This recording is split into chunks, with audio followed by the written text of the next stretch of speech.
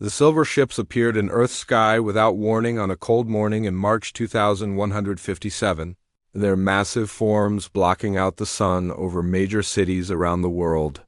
Commander Vexstar stood on the bridge of his flagship, watching the blue planet below through the viewing screens. His purple skin gleamed under the ship's lights as he studied the readings from his sensors. The humans below seemed so primitive, so weak, just as the Empire had predicted. The alien commander smiled with satisfaction as his scanners showed him Earth's defense systems.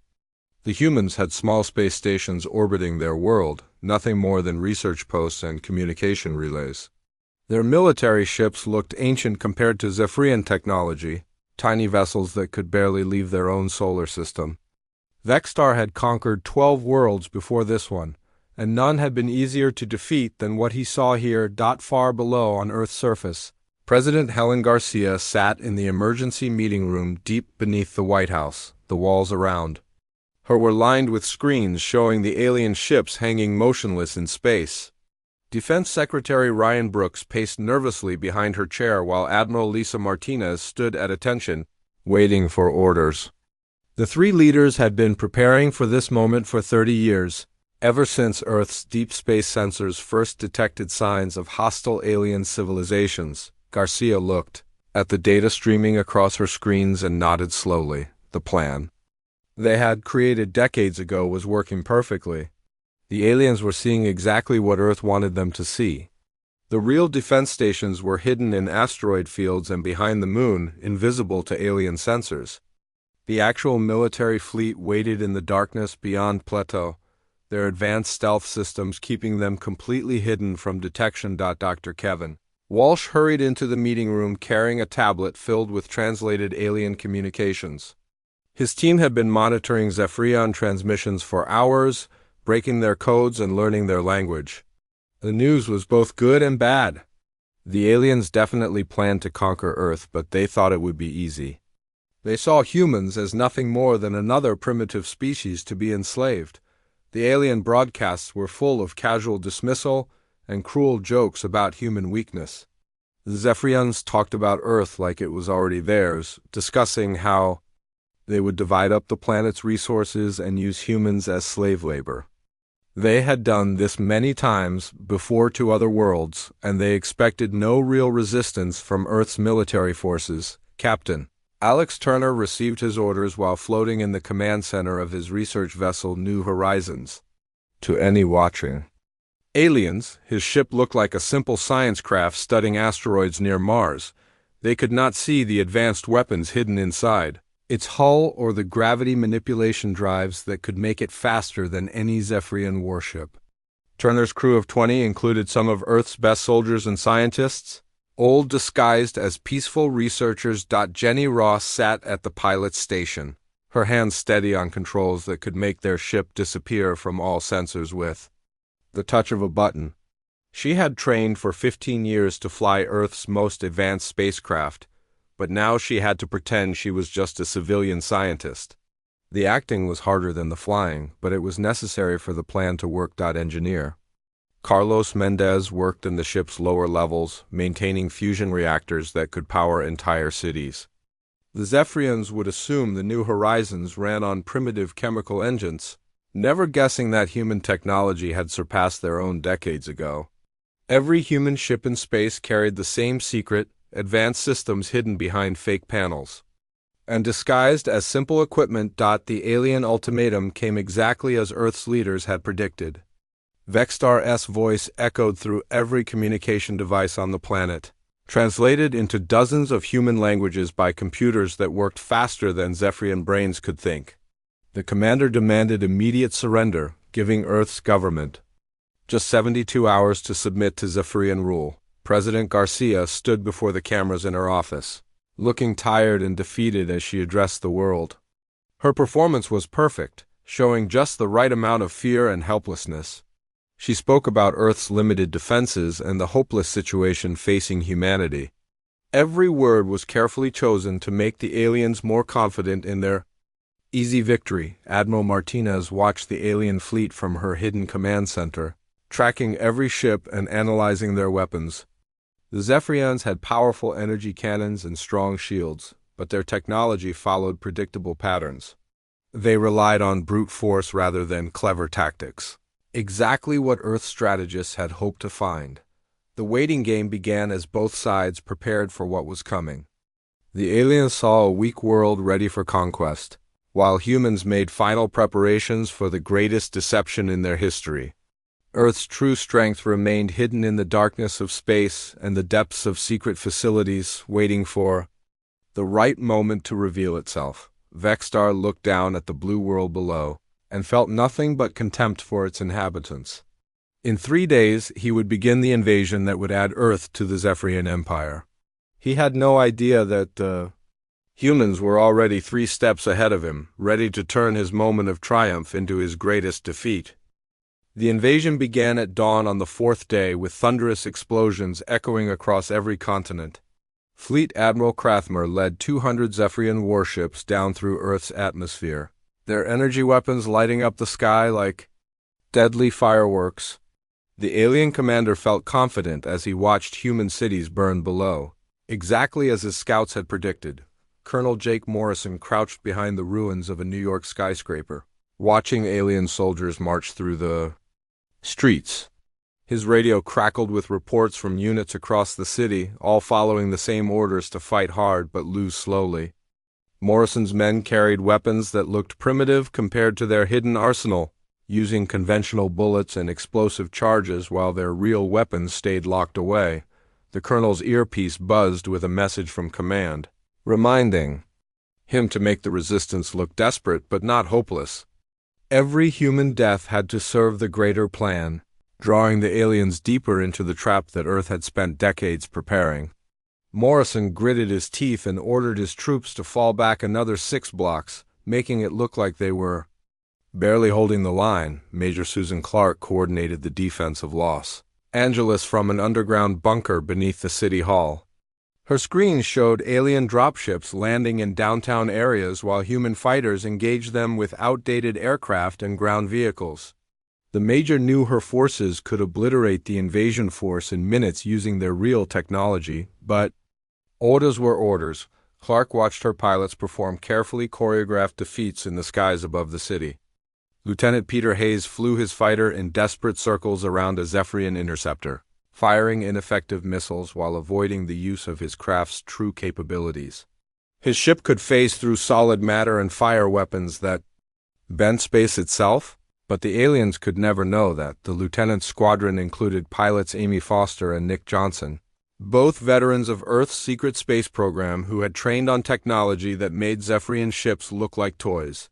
Foster let her fighter take damage from alien energy beams while Johnson ejected from his craft in a spectacular explosion, both performances designed to convince the watching aliens that human technology was inferior. Dr. Patricia Lee worked frantically in her laboratory buried deep beneath the Colorado mountains, her team analyzing every piece of alien technology they could capture. The Zephyrians used powerful energy sources and advanced materials, but their science followed predictable patterns that human researchers had studied for years through intercepted communications and stolen data. Her colleagues Dr. Greg Adams and Dr. Maria Santos dissected captured Zephyrian weapons and armor, mapping their strengths and weaknesses for the counterattack that would come later. Every piece of information they gathered made Earth's eventual victory more certain, but for now they had to watch their planet burn while they prepared. General Throkver established his command post in the ruins of the United Nations building, his massive form towering over human prisoners who cowered before him. The Zephyrian ground commander felt satisfaction as he reviewed reports from across the planet. Human resistance was crumbling everywhere, just as intelligence had predicted. The conquest would be complete within weeks. The general's aide brought him data about human casualties and infrastructure damage, numbers that made Throkver smile with cruel pleasure. These humans were even weaker than expected, their military forces scattered and their leadership in chaos. The Zephyrian Empire would add another easy victory to its long list of conquered worlds. Sergeant Tony Miller led his resistance cell through the sewers beneath Chicago, carrying supplies to civilians trapped in the ruins above. His men looked like desperate survivors fighting with improvised weapons. But each soldier was actually a highly trained operative with access to technology that could level city blocks. They played their roles perfectly, conducting small sabotage operations while gathering intelligence on alien positions. Corporal Lisa Wong coordinated with resistance cells across Asia from her hidden base in the mountains of Tibet. Her communications network used technology that the Zephyrians could not detect or intercept, allowing human forces to share information while appearing completely cut off from each other. Every alien movement was tracked and analyzed, building a complete picture of enemy deployments. The aliens grew more confident with each passing day as human resistance seemed to weaken. Zephyrian soldiers became careless in their patrols, leaving their equipment unguarded and their communications unsecured. They had no idea that every mistake was being recorded and analyzed by humans who were far more advanced than they appeared. Commander Vexstar orbited Earth in his flagship, watching the conquest proceed exactly as planned. His sensors showed human military forces retreating on all fronts, their primitive weapons no match for Zephyrian technology. The commander sent regular reports to the Empire describing the ease of victory and the wealth of resources that Earth would provide. The human performance was so convincing that even experienced Zephyrian officers began to relax their guard. Supply ships arrived from the Empire carrying equipment and personnel for the long-term occupation, while military units spread out across the planet to establish permanent bases. Every alien soldier who landed on Earth was another piece on the board that human strategists were preparing to capture. President Garcia broadcast her surrender speech from a bunker beneath Washington, D.C., her voice breaking with apparent despair as she announced the end of human resistance. The performance was masterful, convincing even some humans who were not part of the secret that their cause was truly lost. The aliens celebrated their victory while Earth's real defenders prepared for the next phase of their plan. The occupation began with brutal efficiency as Zephyrian forces took control of major population centers around the world. Human survivors were herded into camps and processing centers, their apparent helplessness reinforcing alien assumptions about their weakness. None of the invaders suspected that they had just walked into the most elaborate trap in galactic history. 6 months passed under Zephyrian occupation, and the aliens began to feel completely secure in their conquest of Earth. Governor Zexanol reduced security protocols at alien installations, convinced that human resistance had been crushed forever. The governor had no idea that his every decision was being monitored by hidden human intelligence networks that had never stopped operating deep beneath the Rocky Mountains. Project Director Rachel Green walked through corridors that officially did not exist, overseeing the activation of Earth's true defense network. The facility stretched for miles underground, housing weapons and technology that had been developed in absolute secrecy for 3 decades.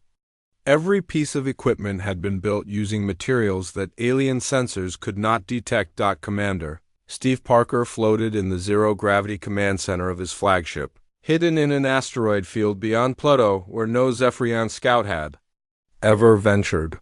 His fleet of advanced human warships had been waiting in the darkness for months, their crews trained to perfection while the aliens celebrated their easy victory.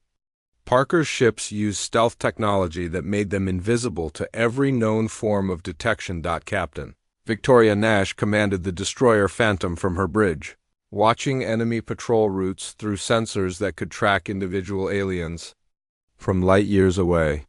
Her ship could phase through solid matter and travel faster than light without leaving any trace, capabilities that would shock the Zephyrians when they were finally revealed. Nash's crew had been living in complete silence for months, communicating only through quantum-encrypted channels. Captain Robert Kim led the heavy cruiser Thunder on patrol missions through the outer solar system, his weapon systems charged and ready for the signal that would begin Earth's counterattack. Kim's ship carried enough firepower to destroy entire planets, but it appeared on alien sensors as nothing more than a drifting piece of space debris.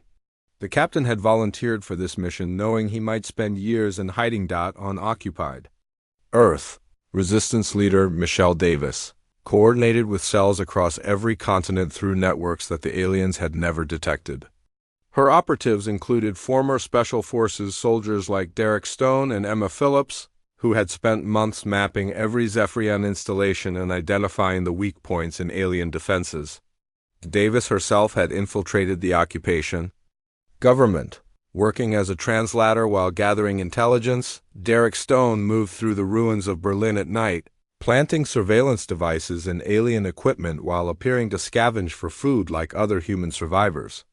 His enhanced senses and reflexes made him nearly invisible to Zephyrian guards, who saw only another desperate refugee. Stone had cataloged the locations of every alien weapon and communication array in the city. Emma Phillips worked as a cleaning worker in the Zephyrian Command Center in Tokyo, her humble appearance hiding decades of military training and access to technology that could kill every alien in the building within seconds. Phillips memorized guard rotations and security codes while mopping floors, building detailed maps of enemy positions for the coming assault. Dr. Andrew Bell supervised the final preparations in Earth's most secret weapons laboratory, where his team had developed technologies based on principles that Zephyrian science considered impossible. Dr. Linda Chun worked on gravity, manipulation devices that could crush starships like tin cans, while Dr. Chris Morgan perfected energy weapons that could cut through any known material. The laboratory's most dangerous project was a series of weapons that attacked the fundamental forces holding matter together, capable of reducing entire fleets to their component atoms.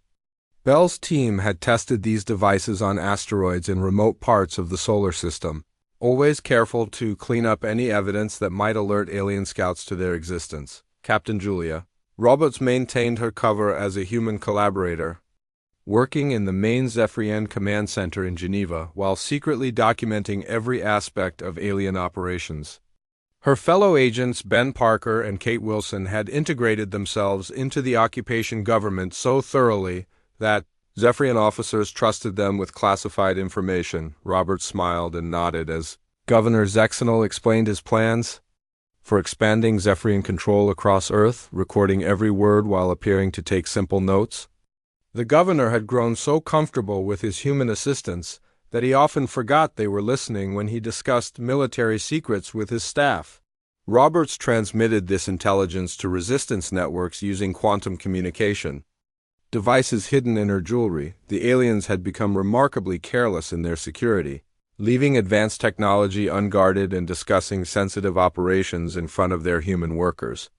Zephyrian soldiers often removed their armor in the heat of Earth's climate, never suspecting that human agents were analyzing every piece of equipment and every biological sample they could obtain. Dr. Patricia Lee's research team had made incredible breakthroughs in understanding Zephyrian physiology and technology, discovering weaknesses that could be exploited in ways the aliens would never expect. Her colleague Dr. Rebecca Torres had developed biological agents specifically designed to target Zephyrian nervous systems without affecting any Earth species. Dr. Matt Richardson worked on psychological warfare techniques based on intercepted Zephyrian communications, learning how to manipulate alien emotions and decision-making processes. Richardson had discovered that Zephyrians were vulnerable to certain frequencies of sound and light that could cause panic and confusion, information that would prove crucial in the coming battle. Admiral Martinez coordinated the global resistance from her hidden command station, monitoring alien movements while preparing strike teams for simultaneous attacks across the planet. Her intelligence networks had identified every key target and mapped out attack routes that would allow human forces to strike without warning. The Admiral's screen showed real-time data from hundreds of surveillance devices planted in Zephyrian facilities, giving her a complete picture of enemy strength and deployment. Martinez knew exactly where every alien soldier was positioned and what weapons they carried, information that would make Earth's counterattack devastatingly effective. President Garcia continued her performance as a defeated leader, meeting with Zephyrian officials while secretly authorizing the final preparations for humanity's revenge. Her apparent cooperation had convinced the aliens that Earth's government posed no threat, allowing human agents to move freely through enemy installations. The stage was set for the greatest surprise attack in galactic history, with human forces positioned to strike from every direction while the aliens remained completely unaware of the trap closing around them. The counterattack began at exactly midnight Greenwich time, 2 years after the Zephyrian invasion had started. Admiral Martinez gave the signal from her hidden command station, and across the galaxy human forces that had been waiting in silence suddenly came alive with deadly purpose. The aliens had less than 30 seconds before their perfect conquest turned into their worst nightmare. Major Danny Clark initiated the first phase of the attack from his cyber warfare center buried beneath the Australian desert. His team of specialists, including Lieutenant Sarah Murphy and Captain Ian Lewis, unleashed computer viruses that had been specifically designed to target Zephyrian technology. Within moments, alien communication networks began failing across the entire planet as human malware spread through their systems like wildfire. The viruses were masterpieces of programming that turned Zephyrian computers against their owners, causing weapons to misfire and shields to collapse while sending false data to enemy commanders. Clark watched with satisfaction as alien forces found themselves blind and confused, unable to coordinate their defenses against the coming assault. Hidden weapons platforms emerged from camouflaged positions across Earth's surface, rising from beneath lakes and forests where they had waited for years. Colonel Janet Thompson commanded particle beam arrays that materialized from underground bunkers, their energy weapons charging with a hum that made the ground shake. The beams could slice through Zephyrian armor like it was made of paper, Commander. Frank Rodriguez oversaw the deployment of gravity manipulation devices that had been hidden in major cities, disguised as damaged buildings and construction equipment. These weapons could increase local gravity by thousands of times, crushing alien soldiers and vehicles into microscopic fragments. Rodriguez smiled grimly as he activated the first device, watching a Zephyrian patrol simply vanish under impossible weight. In space above Earth, Commander Parker's hidden fleet decloaked around the surprised Zephyrian vessels, appearing from nowhere like ghosts materializing in the darkness. The alien crews had seconds to realize what was happening before human warships opened fire with weapons that defied everything they knew about physics and warfare. Captain Nash's destroyer Phantom demonstrated its impossible capabilities by phasing through the hull of a Zephyrian cruiser, materializing inside the enemy ship before firing point-blank into their reactor core. The alien vessel exploded in a cascade of energy that lit up the night sky.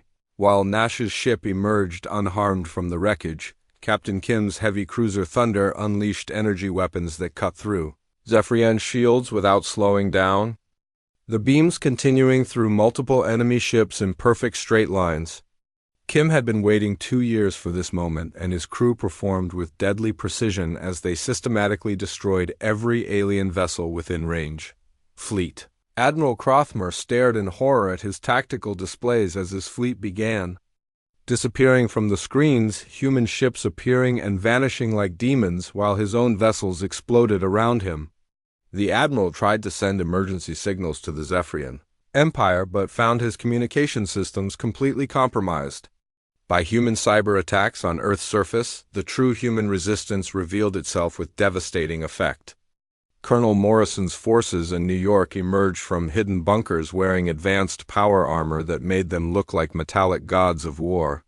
Their directed energy weapons vaporized Zephyrian soldiers before the aliens could even raise their own guns. Morrison himself wielded a gravity hammer that could flatten buildings with a single swing, while his troops deployed weaponized nanites that selectively destroyed alien equipment while leaving human technology completely untouched. The colonel had spent 2 years watching his city burn, and now he was taking his revenge with interest. Major Clark's troops in Los Angeles revealed weapons that seemed to bend reality itself, firing bullets that could change direction in mid-flight, and explosives that created localized black holes. The aliens found themselves fighting an enemy that appeared to control the fundamental forces of the universe, something their science had always claimed was impossible. Dr. Walsh led his team of xenobiologists in deploying biological warfare agents that had been specifically engineered to target Zephyrian physiology. The weapons were released through Earth's atmosphere using dispersal systems that the aliens had never detected. causing enemy soldiers to collapse as their nervous systems shut down one by one. The biological agents were perfectly designed to affect only Zephyrians, leaving every other species on Earth completely unharmed. Dr. Rebecca Torres and Dr. Matt Richardson watched with scientific satisfaction as their years of research proved devastatingly effective against the invading forces. Captain Turner's research vessel New Horizons revealed its true nature as one of humanity's most advanced warships, leading a strike force against the main Zephyrian supply depot on Mars. The ship's disguise fell away to reveal weapons that could destroy moons and defensive systems that made it effectively invulnerable to enemy attack. Turner's strike force included ships commanded by Captain Lisa Anderson and Captain Joe Martinez, both vessels that had been masquerading as civilian craft while hiding enough firepower to level continents. The three captains coordinated their assault with precision that left the alien defenders no chance to respond effectively. General Throker found himself trapped in his command post as human forces surrounded the building using technology that allowed them to walk through walls and appear behind enemy lines without warning. The general's guards were eliminated by soldiers who seemed to teleport around the battlefield, their weapons firing energy that could disintegrate matter at the molecular level. Colonel Mary Johnson coordinated the liberation of Earth's major cities using tactics that made conventional military doctrine obsolete. Her forces employed temporal manipulation devices that allowed them to attack from multiple timelines simultaneously, confusing and overwhelming alien defenders who could not understand what they were facing. The psychological impact of the human counterattack was as devastating as the physical damage. Zephyrian soldiers who had felt invincible for 2 years suddenly found themselves facing an enemy that possessed technology they had believed was impossible. Weapons that violated their understanding of science and warfare. Captain Roberts emerged from her undercover role to capture Governor Zexenol, using neural disruptors that froze his nervous system while leaving him conscious and aware. The governor, who had ruled Earth with casual cruelty, now found himself completely helpless, watching his empire crumble around him while unable to move or speak. The first day of humanity's counterattack ended with the complete destruction of Zephyrian forces across Earth and throughout the solar system, proving that the species they had dismissed as primitive was actually the most advanced civilization they had ever encountered. News of the disaster reached the Zephyrian Empire through fragmentary reports from dying ships and panicked transmissions that cut off mid-sentence. Emperor Vortaken sat on his crystal throne in the imperial capital, staring at screens that showed impossible images of human technology destroying his most powerful fleets. The Emperor had conquered 47 star systems, but he had never seen anything like what Earth was showing him. The Imperial War Council gathered in emergency session as reports continued to arrive from the human front.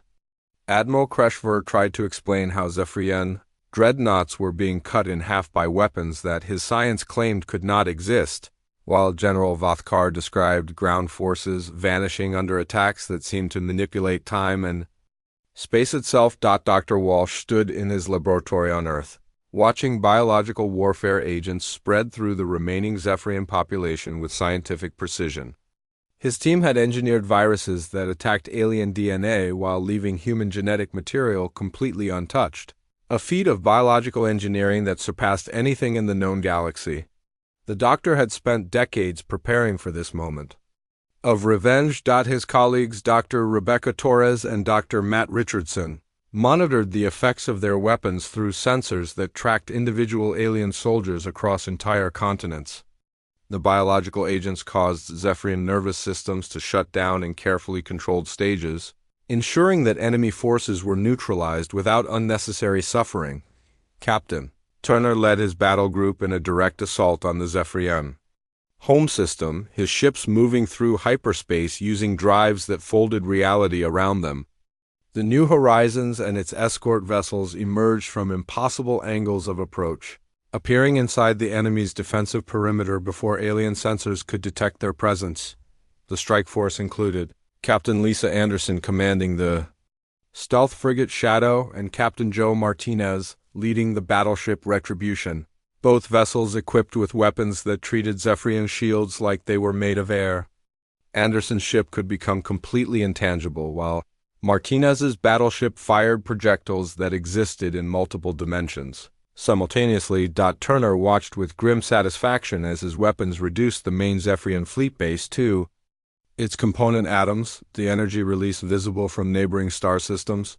The aliens who had expected to harvest Earth's resources now watched their own infrastructure disappear under human bombardment that left no wreckage behind. General Morrison coordinated the liberation of Earth cities with military precision that left no room for alien escape or retaliation. His commanders included Colonel Mary Johnson leading forces in Europe and Colonel Ryan Davis directing operations across Africa, both officers wielding technology that made them effectively gods of war. Johnson's troops used molecular disruptors that could selectively destroy enemy equipment while leaving human structures completely intact, allowing them to liberate occupied cities without damaging the infrastructure that civilians needed to survive. The colonel watched alien soldiers simply disappear as their weapons and armor were reduced to harmless dust. Davis deployed temporal stasis fields that froze Zephyrian forces in bubbles of stop time, allowing human troops to capture enemy installations without firing a shot. The colonel's forces moved through battlefields where alien soldiers stood motionless like statues, their weapons and vehicles locked in temporal amber until the humans decided their fate. The psychological warfare component of Earth's counterattack proved equally devastating to alien morale. Dr. Patricia Lee broadcast intercepted recordings of Zephyrian leadership dismissing humans as primitive animals, transmissions that were received by the invasion forces still trapped on Earth's surface. Alien soldiers who had believed they were bringing civilization to a backward world suddenly realized they had been sent to conquer a species far more advanced than their own empire. The recordings revealed that Zephyrian leaders had lied about human capabilities, sending their troops into a trap that no military force could survive. Captain Roberts walked through the captured Zephyrian command center in Geneva, her neural disruptors having frozen every alien officer in place while leaving them conscious and aware. The humans who had served as translators and clerks during the occupation now revealed themselves as some of Earth's most dangerous intelligence operatives. Governor Zexenol found himself unable to speak or move while Roberts calmly explained how human agents had infiltrated every level of the occupation government, gathering intelligence and sabotaging alien operations for 2 years. The governor, who had ruled Earth with absolute authority, now discovered he had been a puppet, dancing to human strings. Ben Parker and Kate Wilson removed their disguises as collaborating humans, revealing the advanced technology they had used to monitor and manipulate Zephyrian decision-making throughout the occupation. Their quantum communication devices had transmitted every alien plan to resistance networks, ensuring that human forces were always one step ahead of enemy operations. Dr. Bell's research team emerged from their hidden laboratories to deploy humanity's most terrifying weapons on the battlefield. Dr. Linda Sheehan activated gravity manipulation devices that could create localized black holes, while Dr. Chris Morgan unleashed energy beams that attacked the forces holding atomic nuclei together. The weapons that Bell's team had developed in absolute secrecy proved capable of destroying matter at the subatomic level, reducing entire Zephyrian installations to clouds of elementary particles that dispersed harmlessly into space. Chun watched with scientific fascination as alien warships simply ceased to exist under bombardment from her gravitational weapons. Admiral Martinez coordinated the final phase of Earth's counterattack from her command station, directing human forces across multiple star systems as they hunted down the remaining Zephyrian fleets. Her screens showed real-time data from battles that spanned light years, with human ships appearing and disappearing like phantoms while alien vessels died in spectacular explosions. The Admiral's tactical displays revealed the true scope of human military power for the first time, showing fleets and weapons that had been hidden throughout the galaxy for decades. Martinez had spent her entire career preparing for this moment when Earth would reveal itself as the dominant military force in their region of space.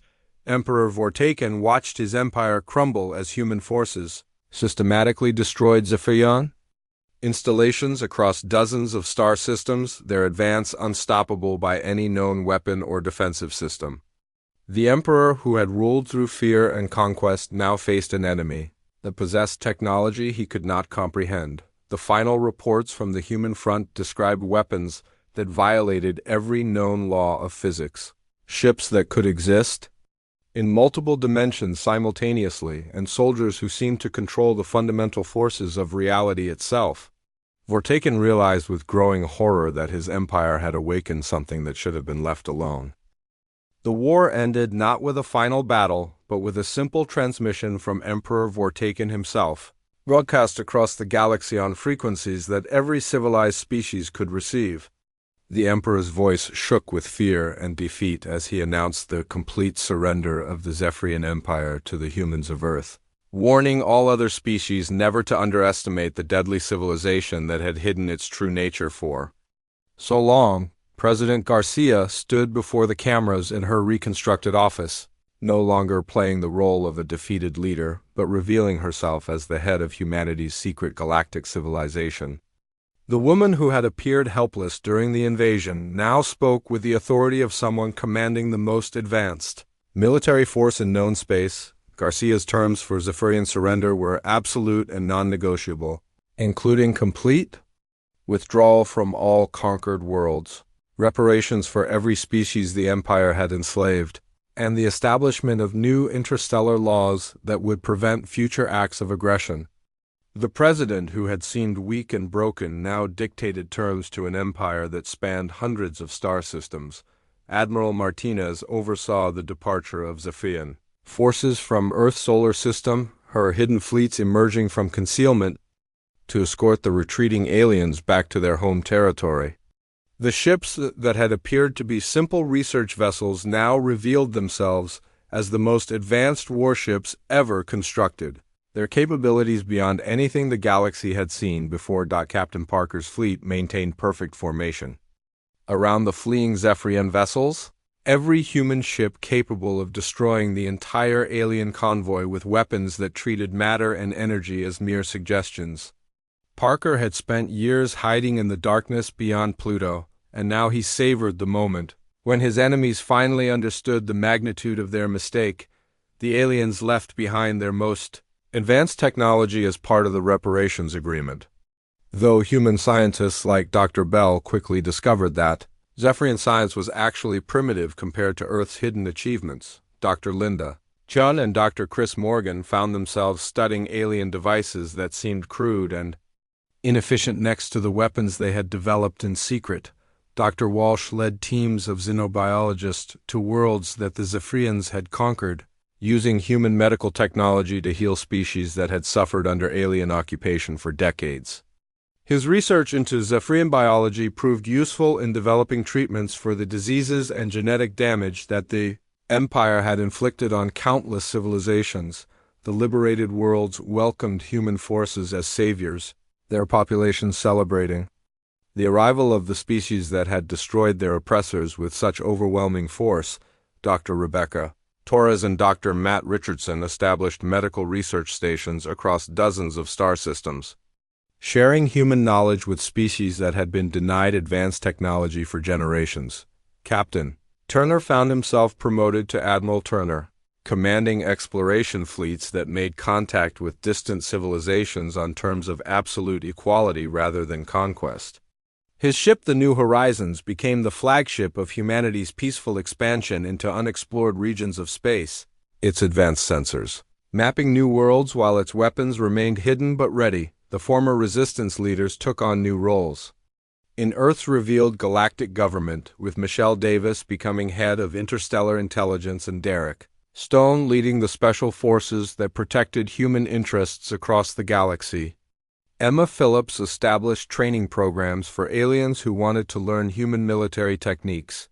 Though the most advanced technologies remained carefully guarded secrets, Colonel Morrison was promoted to General Morrison, commanding the defense forces that protected Earth from any future threats while maintaining the peaceful appearance that had served humanity so well.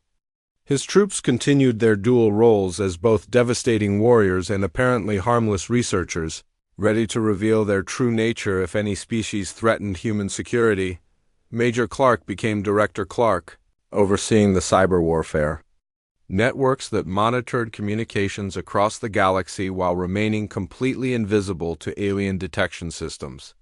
His teams, including Sarah Murphy and Ian Lewis, maintained constant surveillance of potential threats, ensuring that humanity would never again be surprised by hostile aliens. Dr. Patricia Lee established the Interstellar Research Institute, where human scientists worked with alien colleagues to advance knowledge while carefully avoiding any mention of Earth's most dangerous capabilities. Her research programs helped dozens of species develop technologies that improved their lives while ensuring they remained dependent on human goodwill. Captain Roberts returned to her intelligence work, now operating openly as Earth's ambassador to species that had once been part of the Zephyrian Empire. Her experience infiltrating alien governments made her invaluable in establishing the new galactic order where humanity's word carried more weight than entire battle fleets. Emperor Vortaken lived in exile on a remote world at the edge of Zephyrian space, his empire reduced to a handful of systems under strict human supervision. The former ruler spent his days writing warnings to other species about the terrible mistake of underestimating Earth, his memoirs becoming required reading for anyone who might consider challenging human authority. The Emperor's warning spread throughout the galaxy like wildfire, carried by traders and diplomats who shared stories of the species that had allowed itself to be conquered, just to study its enemies before destroying them completely. Vortaken's descriptions of human technology became legends that grew more terrifying with each retelling. The Zephyrian defeat transformed humanity's reputation across known space from that of a weak and primitive species to the most dangerous civilization the galaxy had ever seen. Earth's diplomatic missions were welcomed with a mixture of respect and fear, as every species understood that humans possessed weapons and capabilities beyond their comprehension. Admiral Martinez established the Galactic Peace Council with Earth as its permanent chair, creating an organization that maintained stability through the implicit threat of human intervention. The admiral who had coordinated Earth's greatest deception now worked to prevent the wars and conquests that had plagued the galaxy for millennia. The final scene of humanity's triumph played out in the ruins of the Zephyrian capital, where President Garcia signed treaties with representatives of 47 liberated worlds. The ceremony was broadcast across the galaxy, showing every watching species exactly who now held ultimate authority in their region of space. Earth's emergence as the dominant galactic power ensured that future first contact situations would be handled with respect rather than aggression, as every civilization learned the lesson that a species' apparent weakness might be the most dangerous assumption they could make. The humans who had seemed so helpless during the invasion had revealed themselves as the apex predators of the galaxy, and no one would ever forget it.